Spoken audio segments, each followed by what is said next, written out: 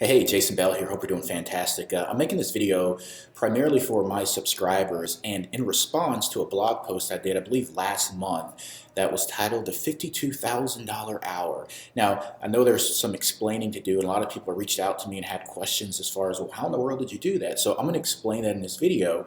And in fact, that thing that we actually sold that did that amount of money actually just crossed the $100,000 mark. And it was pretty cool, it was kind of good money. It wasn't all profit, okay? So it wasn't 100 grand in profit, but that's not the purpose of this video. The purpose of the video is to explain the how. And what I'm going to be going over with you is the exact process that I go over with my consulting clients and teaching them how to have consistent and predictable sales. Operative words are consistent and predictable. Like it's cool to have, these big months, but oftentimes, most coaches, consultants, experts, business owners, they have this up and down business. Well, how do you kind of have consistency in your business? I'm just kind of going to go over one of the methods that we use. Now, I'm going to speak somewhat extemporaneously in this video just because I just want to give some value, okay? So I may be all over the place, but I promise you I'm going to bring it back, all right? I'm actually inside of my Infusionsoft account, and I'm structuring some campaigns, and it made me think. I was like, oh, I was supposed to, go over some info with you all, so this is why we're here.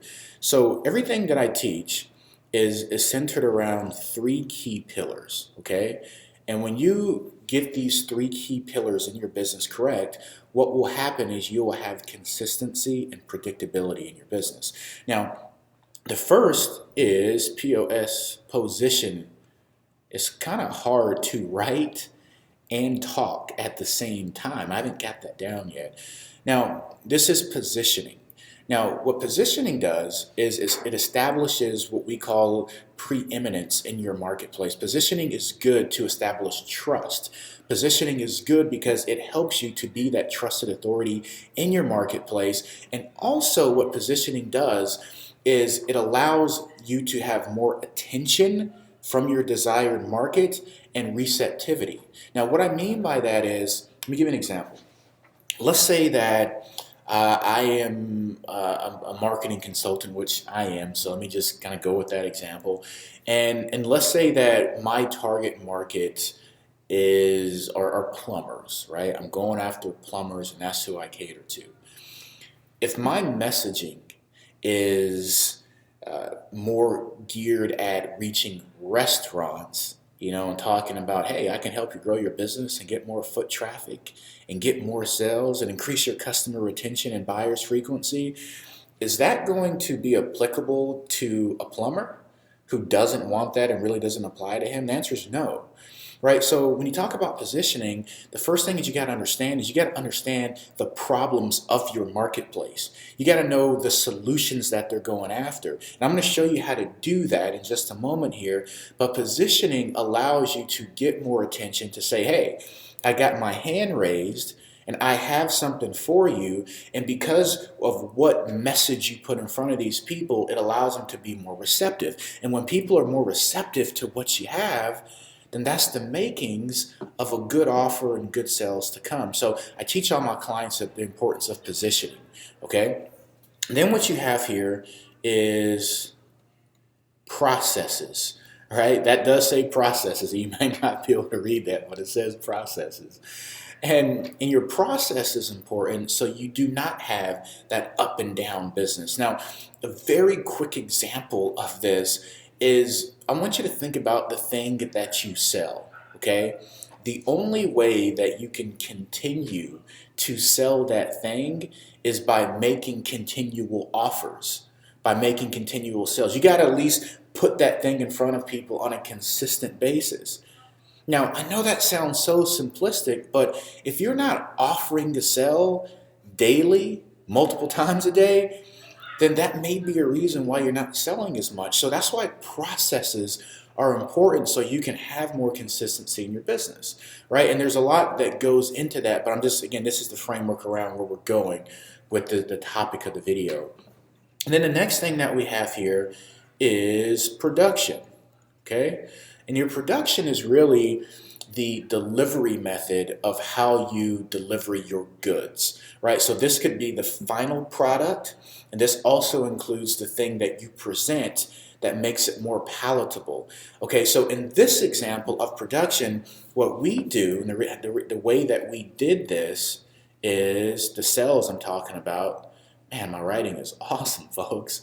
Is through a webinar, right? And webinars are perfect and just probably the most effective way that we've ever done any type of sales before, because it helps you to do this. It helps you to properly position yourself immediately.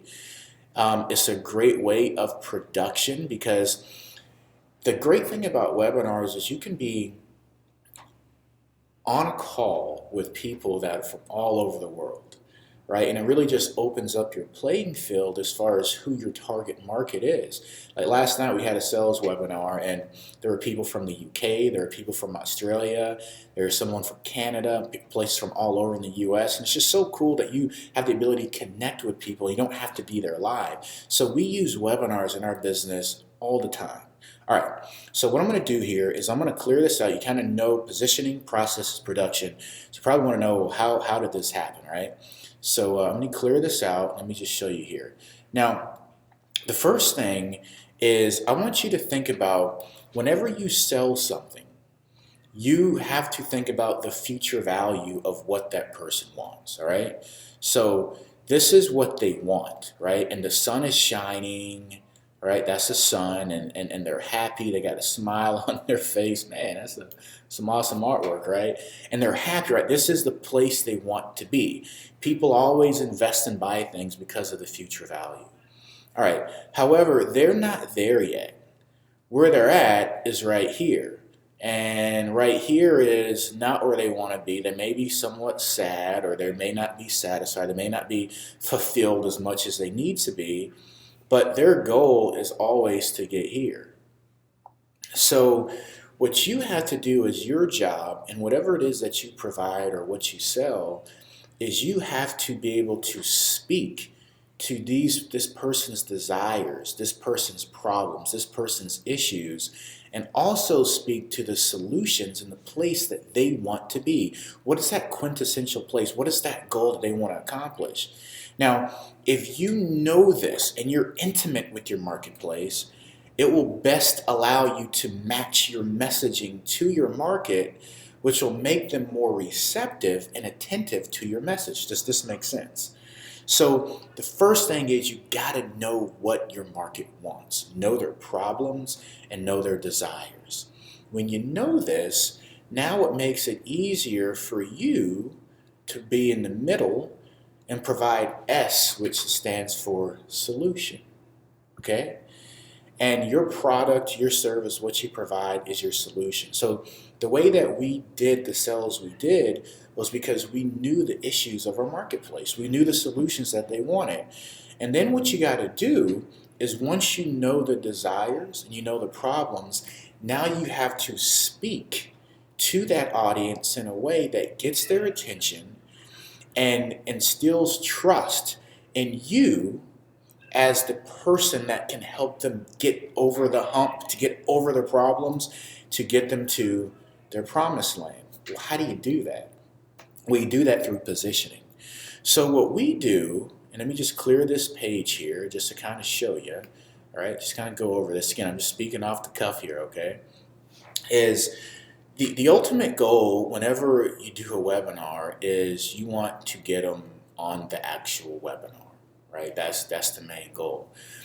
What most people do whenever they find out that, hey, webinars are a good way to sell, is they view webinars as just a good way to sell.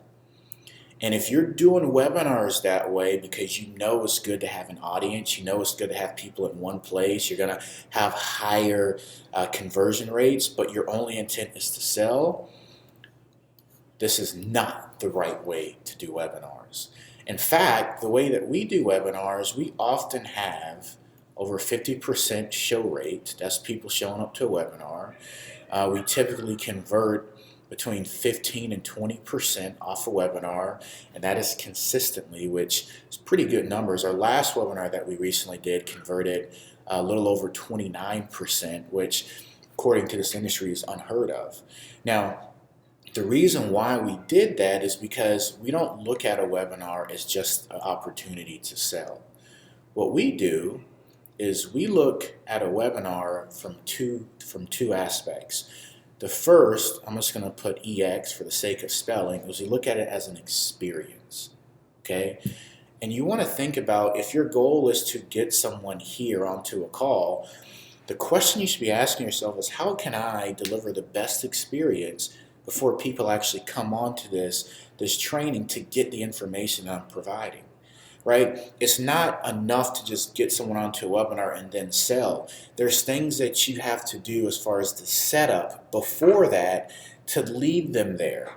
And what you do, which is the second thing, is, I'm going to spell this out, is you have to deliver value throughout this process.